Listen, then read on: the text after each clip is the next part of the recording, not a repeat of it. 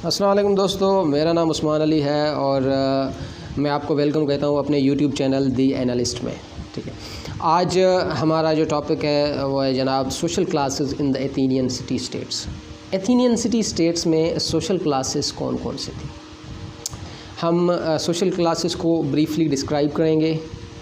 कौन कौन सी social classes हैं, किस तरह से कैटेगराइज़ किया है सोशल क्लासेस को और इनके फ़ीचर्स क्या हैं, और फिर हम एक अपना एनालिसिस भी देंगे इन सोशल क्लासेस के जो है ना वो रिगार्डिंग। और फिर आखिर में एक एनालिसिस बिल्डअप करेंगे, एक कंपैरेटिव एनालिसिस बिल्डअप करेंगे जो आजकल की सोशल क्लासेस हैं और उस वक्त की जो सिटी स्टेट्स की सोशल क्लासेस थी उनके दरमियान।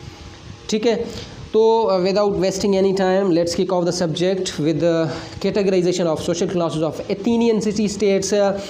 एथेनियन सिटी स्टेट्स में उस वक्त हमारे पास 3 सोशल क्लासेस थी। पहली सोशल क्लास थी जनाब सिटीज़न क्लास। सिटीज़न क्लास की पॉपुलेशन उस वक्त जो है वो 1/3 टोटल पॉपुलेशन थी। मतलब कि अगर एक सिटी स्टेट की पॉपुलेशन 1000 है फॉर एग्ज़ाम्पल, ठीक है, तो 1/3 1000 का जितना भी होगा वो कौन सी क्लास होगी उस सिटी स्टेट में, सिटीज़न क्लास होगी। ठीक है, ये तो हो गई पॉपुलेशन सिटीज़न क्लास की।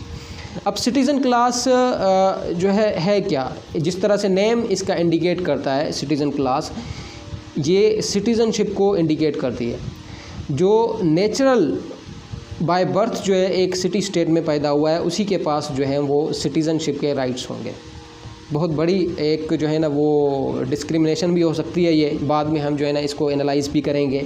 लेकिन सिटीज़न क्लास उस वक्त की वो थी जिसके पास सिटीज़नशिप के राइट्स थे, तो इसका मतलब है कि बाकी 2 क्लासेस के पास सिटीज़नशिप के राइट्स नहीं थे। ठीक है, तो ये इसका मतलब है कि ये सुपीरियर क्लास है, ये मास्टर क्लास है। ठीक है, दूसरी क्लास है जनाब स्लेव क्लास। ये सबसे बड़ी क्लास है, larger class, larger in population. सबसे ज़्यादा पॉपुलेशन जो है सिटी स्टेट में वो कौन सी किस क्लास की थी, स्लेव क्लास की थी। ठीक है, स्लेव्स सबसे ज़्यादा थे। स्लेव जो है ना वो स्लेव के बारे में एक अलग से मैं लेक्चर जो है ना वो रिकॉर्ड करूँगा, क्योंकि ये एथेंस में एक अपने आप में एक इंस्टीट्यूट था, इंस्टीट्यूशन ऑफ स्लेवरी जिसको हम कहते हैं, वो एथेंस में एक सिस्टम था स्लेवरी का। ठीक है, उस स्लेव्स के राइट्स भी थे। ऐसा नहीं है कि स्लेव्स को सिर्फ और सिर्फ सप्रेस किया जाता था, उनके राइट्स को इन्फ्रिंज किया जाता था, या फिर स्लेव्स मास्टर्स के जो है ना सिर्फ जिस तरह आज जो है ना ग़ुलाम के जो है ना वो आजकल के ज़माने में ग़ुलाम के कोई राइट्स नहीं हैं। ठीक है, ग़ुलाम को जो है ना वो जूते की नोक पे रखा जाता है। ठीक है, उसकी जो है ना अपनी कोई आइडेंटिटी नहीं है। लेकिन उस वक्त जो देखें जब हम पढ़ेंगे तो हम हैरान हो जाएंगे कि उस वक्त जो स्लेवरी था इंस्टीट्यूशन एथेंस का, वो आजकल के स्लेव से बहुत ज़्यादा मॉडर्न था। ठीक है, वो आगे जाकर हम इंशाल्लाह इस चीज़ को डिस्कस करेंगे। इस वक्त मैं आपको ब्रीफली बता देता हूँ कि स्लेव क्लास जो थी वो सबसे बड़ी क्लास थी एथेनियन सिटी स्टेट्स में। ठीक है, उसके बाद है जनाब तीसरी जो क्लास है वो फॉरेनर क्लास है, या मेटिक क्लास भी इसको कह सकते हैं, फॉरेनर ग्रुप। अब ये वो लोग हैं जो एक सिटी स्टेट में पैदा हुए और दूसरी सिटी स्टेट में किसी भी रीज़न की वजह से माइग्रेट करके चले गए। इनको हम क्या कहते हैं, फॉरेनर ग्रुप्स। ठीक है, अब इनकी पॉपुलेशन जनाब कितनी थी, ये half of the size of the citizen class. ठीक है, तो इसका मतलब है कि अगर सिटीज़न क्लास 1000 पॉपुलेशन पर कंप्राइज़ करती है तो ये फॉरेनर्स कितने होंगे, इसके हाफ़, तो ये 500 जो है ना वो पॉपुलेशन होगी इसकी। एक रफ़ कैलकुलेशन है मेरी सिटीज़न और ये मेट्रिक क्लास के बारे में। ठीक है, अब ये जनाब रेजिडेंट और फॉरेनर के बारे में थोड़ा और मैं आपको बताता चलूँ कि इनके पास सिटीज़नशिप के राइट्स नहीं होते थे। नेचुरल सिटीज़नशिप के राइट्स किसके पास होते थे, वो सिर्फ़ और सिर्फ सिटीज़न क्लास के पास होते थे। इनके पास राइट्स बिल्कुल नहीं होते थे क्योंकि ये दूसरे सिटी स्टेट से माइग्रेट करके आए होते हैं। ठीक है, ये बाय बर्थ इस सिटी स्टेट में नहीं रह रहे होते हैं।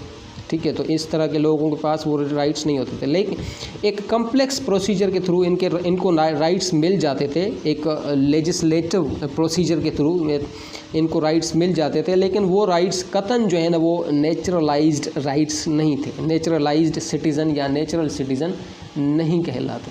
ठीक है, कभी भी ये लोग जो हैं, ये फॉरेनर्स कभी भी नेचुरल सिटीज़न नहीं बन सकते, क्योंकि नेचुरली ये इस टेरिटरी से बिलोंग नहीं करते हैं। ये उस वक्त सिटीज़ एथेनियन सिटी स्टेट्स का सोशल क्लास का जो सिस्टम था या सोशल फैब्रिक था, उसका ये एक कॉन्सेप्ट था। ठीक है, अब जनाब ये जो फॉरेनर ग्रुप है, ये क्योंकि बाहर से आए हुए थे तो इनको जो है ना वो स्पेशल टैक्सेस भी जो है ना वो पे करने पड़ते थे।